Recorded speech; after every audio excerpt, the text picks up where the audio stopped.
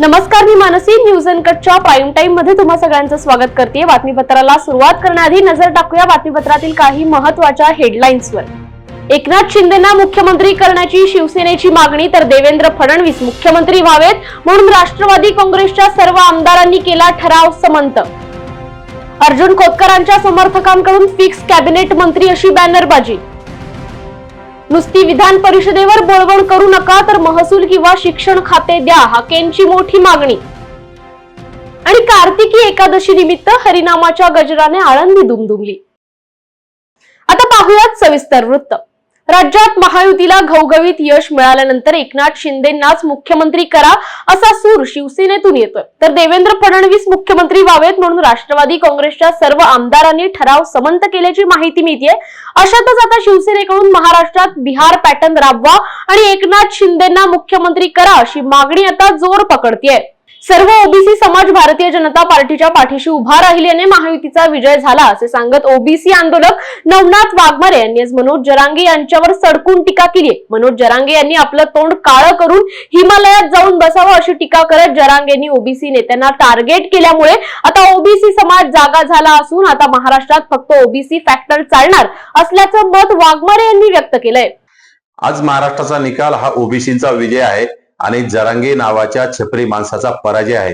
कारण जरांगेंनी 2 वर्षापासून शरद पवारांच्या इशाऱ्यावर, राजेश टोपेंच्या इशाऱ्यावर, रोहित पवारांच्या इशाऱ्यावर या राज्यामध्ये विशेषतः मराठवाड्यामध्ये अति जातीवाद पेरण्याचं काम केलं आणि गोरगरीब ओबीसीवर अन्याय करण्याचं काम केलं, हल्ले करण्याचं काम केलं. याचा बदला ओबीसी समाजानं शांत राहून घेतलेला आहे.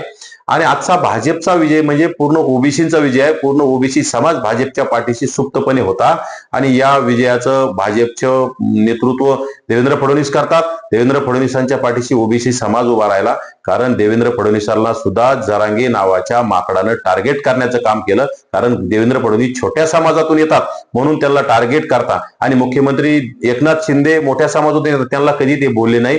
त्यामुळं समाजाला, ओबीसी समाजाला राग आला आणि देवेंद्र फडणवीसांच्या पाठीशी सर्वांनी राहायचं ठरवलं आणि यामधून आज दाखवून दिलं की ओबीसी काय आहे. आणि येणाऱ्या काळात अशा जातीवादी लोकांना, शरद पवार असतील, रोहित पवार असतील,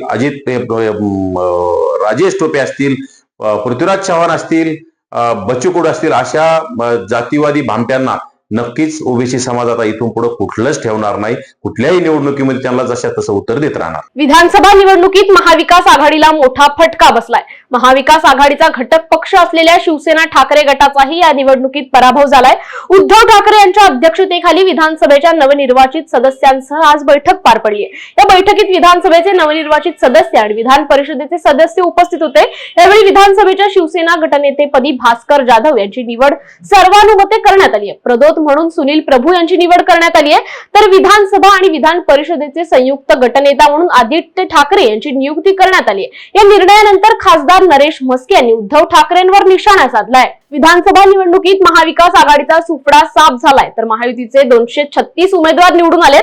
लाडकी बहीण योजनेसह ओबीसी समाजाचा मिळालेला भरघोष पाठिंबा यामुळे महायुतीला ऐतिहासिक विजय मिळाल्याचं बोललं जातंय. या पार्श्वभूमीवर ओबीसी आरक्षणासाठी आंदोलन करणाऱ्या लक्ष्मण हाकेंनी महायुतीकडे मंत्रिपदाची मागणी केली आहे. माझी विधान परिषदेवर बोलवण करू नये, तर मला महसूल किंवा शिक्षण खातं द्यावं, कारण मी राज्यात 50% असणाऱ्या ओबीसींचं प्रतिनिधित्व करतो असं हाके म्हणालेत. वेळ झाली बातमीपत्रात छोट्याशा विश्रांतीची. कुठेही जाऊ नका, पाहत रहा न्यूज अनकट. ऐतिहासिक वारसा लाभलेला मराठ मुलूक महाराष्ट्र. या महाराष्ट्राला विविध रंगी छटा आहेत. साहित्य, कला, पर्यटन, नृत्य, भाषा, संत परंपरा अशा विविधतेने तो नटलेला आहे. हीच गौरवशाली विविधता जपत सुवरंग मराठी केवळ महाराष्ट्राच्या सांस्कृतिक संहितेपुरते मर्यादित न राहता समकालीन नवकल्पनांवर आधारित कार्यक्रमांद्वारे मराठी मनोरंजन विश्वात स्वतःची एक अनोखी जागा निर्माण करत आहेत.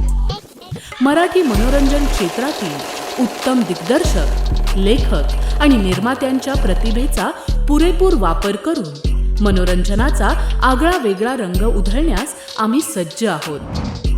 सुवरंग मराठीचे उद्दिष्ट मराठी मनोरंजन क्षेत्रामध्ये मनोरंजनाची वहिवाट सोडून, रूढीवादी पद्धती तोडून मनोरंजनाचा समृद्ध अनुभव प्रदान करून देण्याचा आहे. म्हणूनच यात विविध पद्धतीचे मनोरंजक आणि माहितीपूर्ण कार्यक्रम स्वरंग मराठीवर बघता येतील. शेवटी एकच, धकाधकीच्या जीवनात धांगडधिंगा करण्यापेक्षा बसूया, हसूया, गाऊया, जगूया. नाती गोती श्रावण मोती गावामधले जीवंत रंग. नाती गोती श्रावण मोती गावामधले जीवंत रंग. चला जोडूया, चला पाहूया, जशी संस्कृती तसा स्वरंग.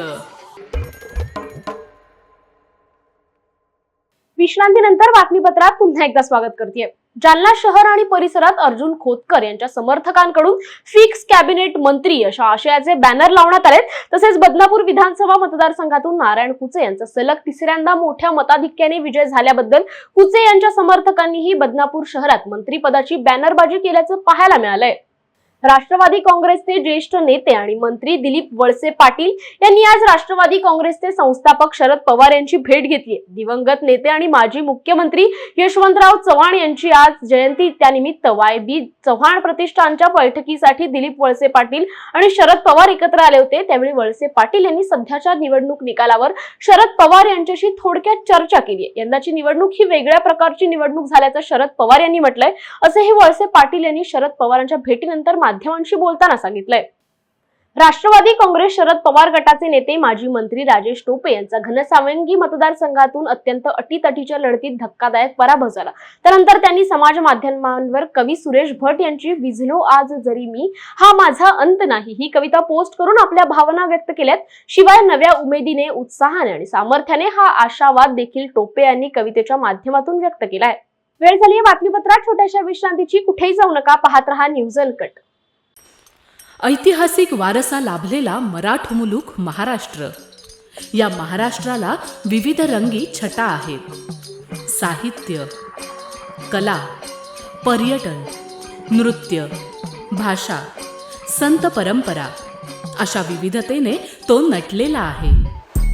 हीच गौरवशाली विविधता जपत स्वरंग मराठी केवळ महाराष्ट्राच्या सांस्कृतिक संहितेपुरते मर्यादित न राहता समकालीन नवकल्पनांवर आधारित कार्यक्रमांद्वारे मराठी मनोरंजन विश्वात स्वतःची एक अनोखी जागा निर्माण करत आहेत. मराठी मनोरंजन क्षेत्रातील उत्तम दिग्दर्शक, लेखक आणि निर्मात्यांच्या प्रतिभेचा पुरेपूर वापर करून मनोरंजनाचा आगळा वेगळा रंग उधळण्यास आम्ही सज्ज आहोत. स्वरंग मराठीचे उद्दिष्ट मराठी मनोरंजन क्षेत्रामध्ये मनोरंजनाची वहिवाट सोडून, रूढीवादी पद्धती तोडून मनोरंजनाचा समृद्ध अनुभव प्रदान करून देण्याचा आहे. म्हणूनच यात विविध पद्धतीचे मनोरंजक आणि माहितीपूर्ण कार्यक्रम स्वरंग मराठीवर बघता येतील. शेवटी एकच, धकाधकीच्या जीवनात धांगडधिंगा करण्यापेक्षा बसूया, हसूया, गाऊया, जगूया. नाती गोती श्रावण मोती गावामधले जीवंत रंग. नाती गोती श्रावण मोती गावामधले जीवंत रंग. चला जोडूया, चला पाहूया, जशी संस्कृती तसा स्वरंग. विश्रांतीनंतर बातमीपत्रात पुन्हा एकदा स्वागत करतेय. पाहूयात उर्वरित काही महत्त्वाच्या घडामोडी.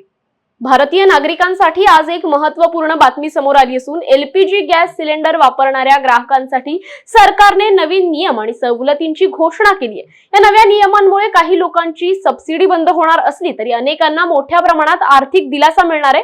देशभरातील विविध राज्यातील शहरात गॅस किमती वेगवेगळ्या असल्या तरी सर्वत्र मोठी कपात झालेली पाहायला मिळते. आजगाव येथील साहित्य प्रेरणा कट्ट्याचा 49वा मासिक कार्यक्रम उद्या 26 नोव्हेंबरला सायंकाळी 3:30 वाजता आरवली येथील जीवन शिक्षण शाळेत आयोजित केला गेलाय. हे वर्ष थोर साहित्यिक जयवंत दळवी यांचे जन्मशताब्दी वर्ष समजलं जातं. त्यानिमित्त हा कार्यक्रम दळवी ज्या शाळेत शिकले त्या शाळेत आयोजित केला गेलाय. या कार्यक्रमात त्यांच्या सारे प्रवासी घडीचे पुस्तकावर चर्चा देखील होणार आहे. तसेच मुलांना दळवींच्या साहित्याबद्दल विस्तृत माहिती देण्यात येणार आहे. साहित्यप्रेमींनी उपस्थित राहून या कार्यक्रमाचा आस्वाद घ्यावा असे आवाहन साहित्य कट्ट्याचे समन्वयक विनव सौदागर, सचिन दळवी आणि जीवन शिक्षण शाळा आरवली यांच्या वतीने करण्यात आलंय. तयेस्थळी माझा जीवींचा जो ठेवा, नमीन ज्ञानदेवा जाऊन या, ही भावना उरी ठेवून राज्याच्या कानाकोपऱ्यात आलेली लाखो वैष्णवांची मांदियाळी आळंदीतील कार्तिकी वारी सोहळा अनुभवण्यासाठी दाखल झाली आहे. माऊली नामाचा जयघोष करत आलेल्या वारकऱ्यांची पावलं माऊलींच्या संजीवन समाधी दिन सोहळ्यासाठी गेल्या 4 दिवसांपासून विसावली आहेत.